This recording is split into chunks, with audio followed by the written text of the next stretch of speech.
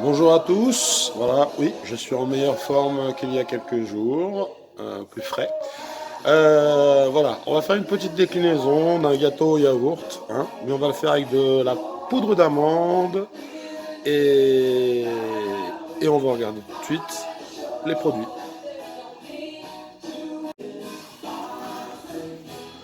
Alors, niveau matériel, un saladier, un fouet, une maryse, oui messieurs, hein, les recettes c'est plus pour les messieurs vu que je suis un monsieur.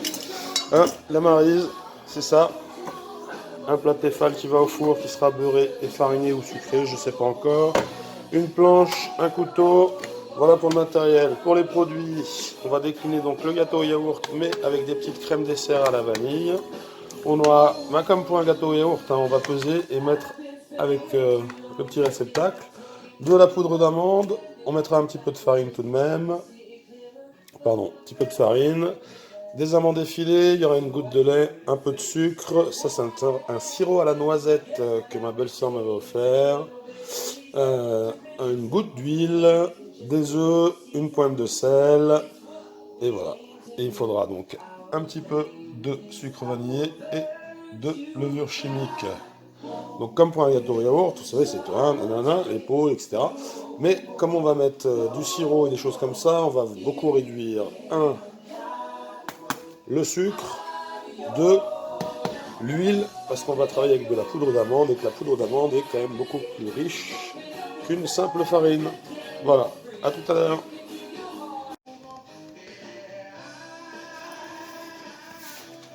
Donc on a vidé les pots de yaourt avec la maryse, enfin de crème à la vanille dans la maryse, et on va commencer à mettre les parties solides. On commence par l'équivalent. Ah ouais, vous allez voir, ça c'est le bateau.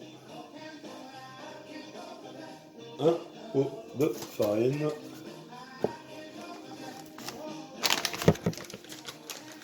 Là, on est sur la poudre d'amande.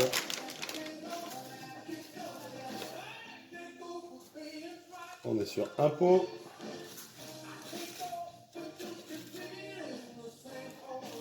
Deux pots.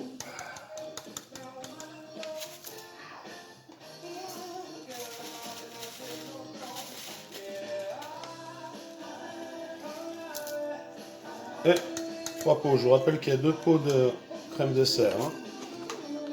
Donc trois de farine. Enfin, trois de poudre d'amande. Une de farine. Là, on met deux amandes effilées. Équivalent d'un demi-sachet. Un demi-sachet faisant 125 grammes de 60 grammes de poudre d'amande. On va mettre le sucre vanillé. On va mettre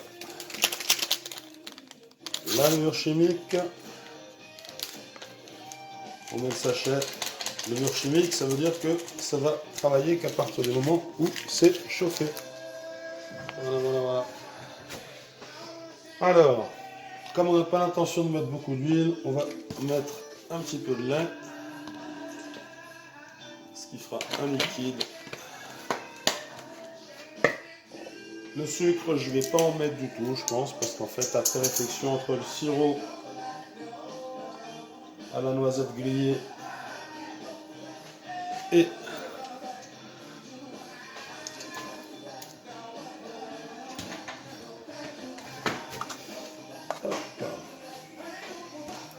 une petite pincée de sel, les pâtisseries, on évite de la mettre sur la levure n'aime pas.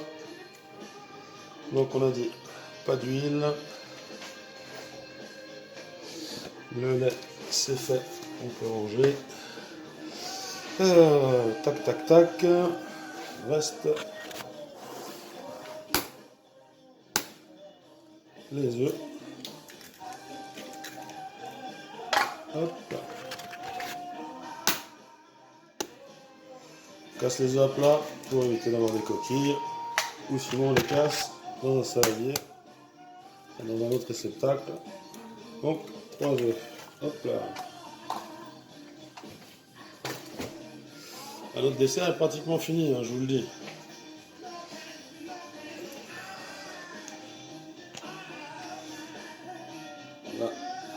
l'extrait de vanille qui me reste.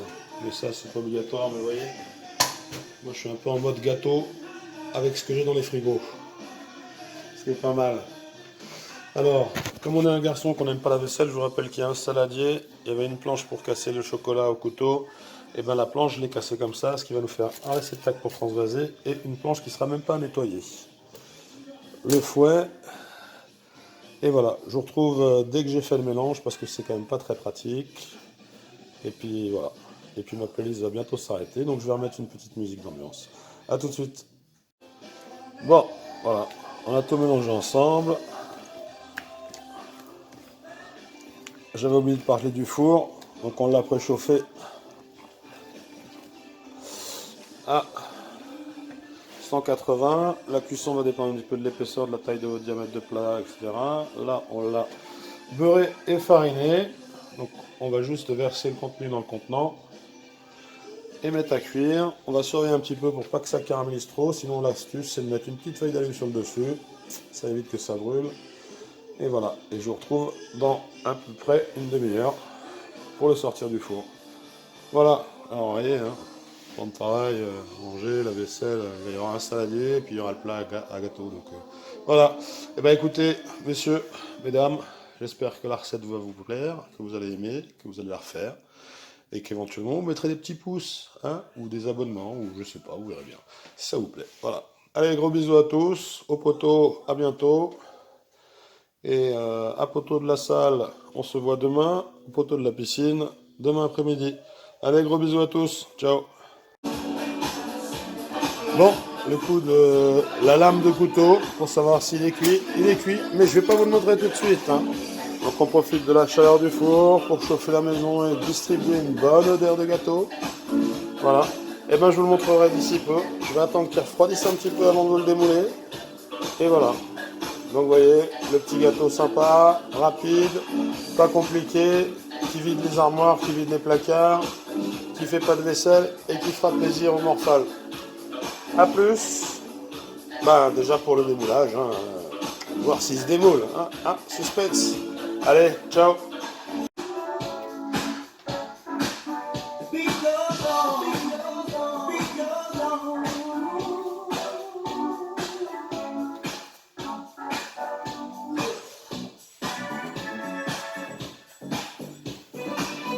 Et voilà, il est fini.